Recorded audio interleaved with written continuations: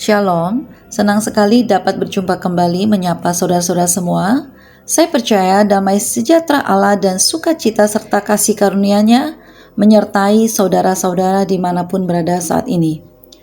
Jangan lupa sebelumnya untuk subscribe, like, share, dan komennya, serta tekan loncengnya bagi yang belum, agar kerajaan Allah diperluas dan nama Tuhan Yesus Kristus semakin dipermuliakan.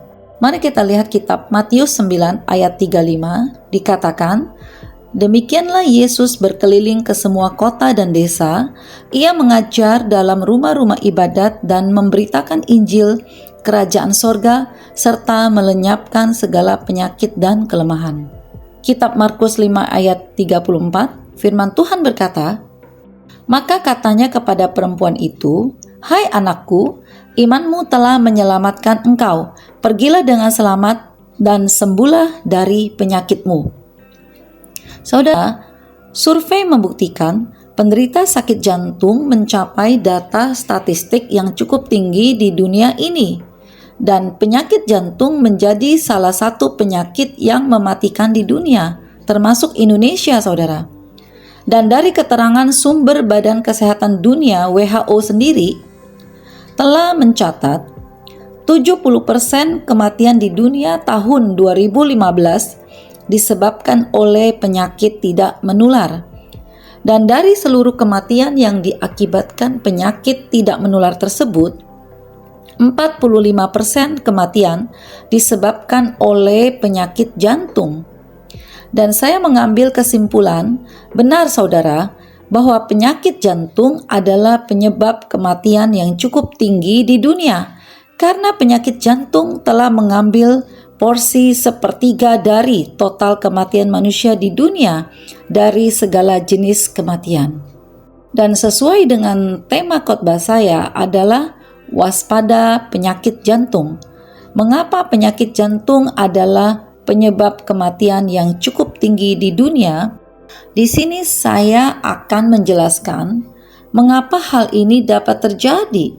Saya mau katakan, iblis dapat menyerang manusia melalui ilmu perdukunan, maupun secara langsung, saudara. Seperti penyakit sampar contohnya, yaitu COVID-19. Dan iblis paling mudah mengambil nyawa seseorang adalah melalui penyakit jantung, saudara. Mengapa? Karena organ jantung adalah merupakan pusat hidup manusia. Kalau dikatakan jantung adalah pusat hidup manusia, berarti jika jantung tidak berdetak lagi, maka seorang manusia akan meninggal dunia. Karena jantung tidak dapat berfungsi memompa darah lagi untuk dialirkan ke seluruh tubuh. Berarti organ jantung sangat-sangat penting bagi tubuh manusia, di samping organ-organ tubuh lainnya yang juga penting, saudara. Karena jantung adalah senter atau pusat penunjang kekuatan dari seluruh organ tubuh manusia. Dan apa sih fungsi utama jantung bagi tubuh manusia? Adalah untuk memompa darah ke seluruh tubuh dan menampungnya kembali setelah organ paru-paru membersihkan darah tersebut. Dan perlu diketahui, saudara, di dalam darah yang dipompa oleh jantung mengandung nutrisi dan oksigen yang berguna untuk kelangsungan hidup sel-sel tubuh seseorang. Itulah mengapa jantung dikatakan sebagai pusat hidup manusia dan mengambil peran yang sangat penting bagi tubuh kita semua. Dan saya juga telah mempelajari bagaimana ketika saya sedang mengalami berbagai-bagai penyakit, tubuh saya sangat tidak berdaya dan sangat lemah, saudara, ketika penyakit yang saya alami sudah menjalar atau terjadi komplikasi pada organ jantung saya. Oleh karena itu, jikalau saya mendoakan seseorang, saya akan bertanya, penyakit apa saja yang dia alami? Katakanlah ia memiliki komplikasi 4 atau 5 penyakit, salah satunya jantung. Maka pertama-tama, saya akan minta Tuhan sembuhkan penyakit jantungnya terlebih dahulu.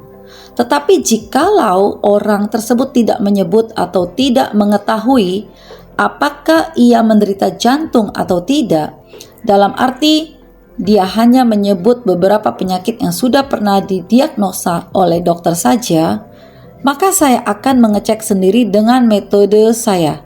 Apakah ia mengalami sakit jantung atau tidak? Jika ya, maka saya akan minta Tuhan sembuhkan dahulu jantungnya, baru penyakit lainnya. Dan di Indonesia sendiri, penyakit jantung tertinggi terdapat pada Kalimantan Utara, saudara, dengan persentase sebesar 2,2%. Sedangkan untuk kedua tertinggi terdapat pada Gorontalo dan Yogyakarta, sebesar 2%. Sedangkan untuk ketiga tertinggi terdapat pada DKI Jakarta ya saudara. Jadi, seseorang mengalami sakit apapun, seberat apapun, tidak akan meninggal dunia jika dinyatakan denyut jantung masih berdetak. Dan kita melihat fakta-fakta yang terjadi di luar sana. Ada yang mengalami koma berbulan-bulan, bahkan ada yang koma sudah bertahun-tahun saudara. Tetapi kondisinya secara fisik tidak mengalami perubahan, bahkan seperti orang yang sedang tidur. Dan kondisi jantung juga masih baik saudara. Nah, bagaimana kondisi orang tersebut jika dilihat dari sudut pandang rohani atau alam roh saudara? Kondisi seseorang yang koma, sebenarnya roh dan jiwa orang tersebut pada saat itu sedang tertawan saudara. Roh dan jiwa orang tersebut sedang ditawan oleh iblis melalui seorang dukun, sehingga terpisah dengan tubuh orang tersebut. Jadi sulit sekali bagi orang tersebut untuk menghembuskan nafasnya atau tersadar kembali jika kalau memang belum waktunya untuk meninggal dunia. Maka pada saat itulah orang tersebut membutuhkan seseorang yang memiliki karunia yang diperlengkapi dengan kuasa Tuhan untuk melepaskan roh dan jiwa yang tertawan. Agar apa saudara? Agar roh dan jiwanya menyatu kembali dengan tubuhnya dan sadar kembali dan membuka matanya. Atau kalau memang sudah waktunya meninggal dunia, roh dan jiwanya dapat dengan mudah pulang ke rumah Bapa di sorga dengan tenang. Ini tentunya memerlukan kuasa dan otoritas Tuhan ya saudara. Dan beberapa kali saya mendoakan orang dengan kasus seperti ini. Saya pernah mendoakan seorang bapak Kristen di salah satu rumah sakit di Jakarta saudara. Dan bapak tersebut mengalami serangan jantung tiba-tiba. Dan bapak tersebut mengalami koma kurang lebih 2 minggu ya. Dan setelah didoakan, bapak tersebut sadar kembali. Dan 2 hari kemudian bapak tersebut dipindahkan ke ruang perawatan saudara. Dan saya mau tambahkan juga, ketika seseorang sedang sakit dan bermimpi bertemu dengan orang-orang yang sudah meninggal dunia, atau mungkin membayangkan atau berhalusinasi bertemu orang-orang yang sudah meninggal, atau berhalusinasi pergi berkunjung ke kuburan, merasa depresi, putus asa, saya mau beritahu sesungguhnya roh maut sedang berusaha menghampiri orang tersebut. Dan saudara harus menolak roh maut tersebut dengan berdoa menggunakan nama Yesus untuk mengusirnya. Karena saya pernah mengalaminya saudara. Jadi kita semua harus mewaspadai gejala penyakit jantung sejak dini ya saudara. Dan saya pernah mengalami serangan pada jantung saya dan bagaimana gejala pada mulanya. Di sini saya akan menjelaskan dengan pengalaman yang saya alami. Pertama, merasakan nyeri di dada seperti rasa perih. Kedua, lalu napas terasa seperti sesak. Jadi, jika saudara mengambil napas saudara seperti tidak maksimal. Artinya, napas tidak bisa sampai pada titik ujung napas kita. Ketiga, merasakan pusing pada kepala. Mengapa? Karena suplai oksigen tidak lancar sampai ke otak, sehingga mengakibatkan pusing-pusing, tidak konsentrasi melakukan pekerjaan atau aktivitas. Keempat, tubuh terasa lebih lemas, tidak bergairah. Bila menaiki anak tangga, kedua dengkul kaki terasa berat dan lelah. dan sesak napas. Kelima, perih pada lambung, seperti merasakan lapar dan mau makan. Sepintas seperti orang yang menderita asam lambung ya saudara. Padahal bukan sakit asam lambung.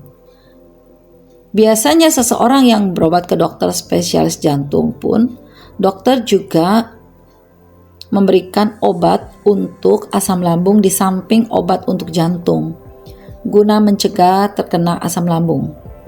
Keenam, berkeringat dingin, jadi seperti keluar keringat, tetapi tubuhnya kalau diraba terasa dingin. Ketujuh, selalu mau membaringkan badan, mudah mengantuk, dan mata seperti sepat. Dan jika dibawa tidur sangat pulas dan tubuh cenderung lemas.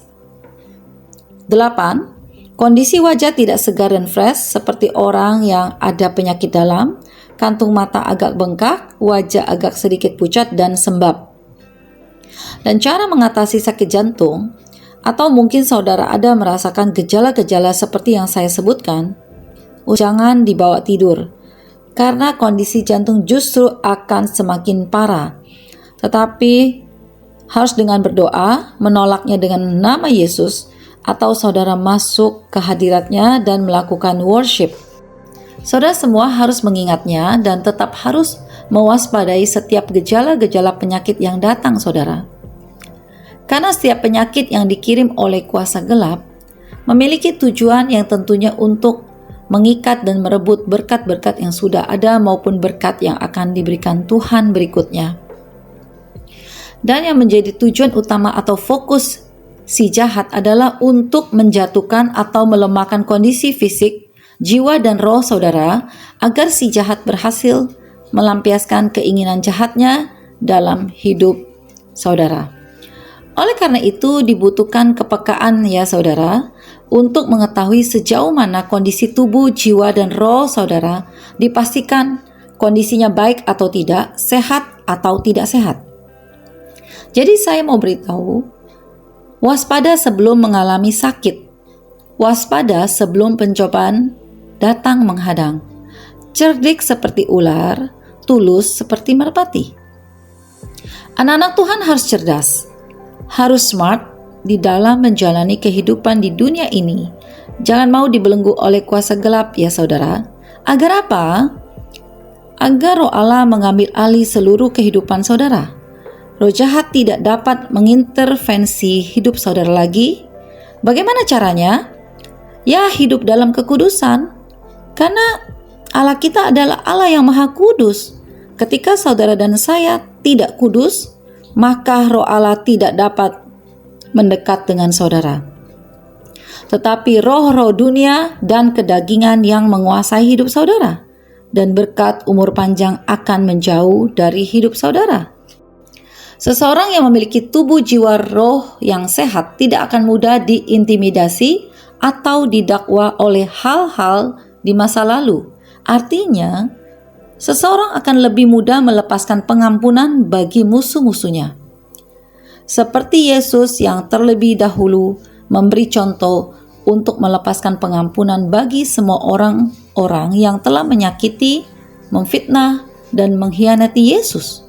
Sehingga Yesus harus mati dengan cara disiksa dan menderita di kayu salib.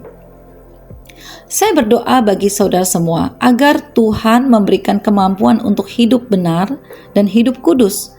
Karena akan sia-sia persembahan saudara melalui doa, praise, and worship jika tidak disertai hidup kudus. Artinya, saudara tidak akan dapat merasakan hadirat Allah, merasakan kebaikan-kebaikan Allah dan kasih karunia Allah. Dan bukan berarti merasakan kehadirat Allah itu harus dengan manifestasi berupa getaran-getaran, mungkin jatuh, dan bahkan melompat-lompat atau disertai dengan wangi-wangian tertentu. Karena di dalam Tuhan itu biasanya sifatnya tenang saudara. Ada damai sukacita dan terkendali. Dan tidak ada manifestasi dalam bentuk apapun. Mari saudara, jadikan Tuhan Yesus sebagai penyembuh, Karena Dia adalah dokter di atas segala dokter di dunia ini, Dia sanggup dan mujizatnya nyata. Segala kemuliaan hanya bagi Allah Bapa, Allah Putra, Allah Roh Kudus, di dalam nama Tuhan Yesus Kristus. Haleluya. Amin. Tuhan Yesus memberkati.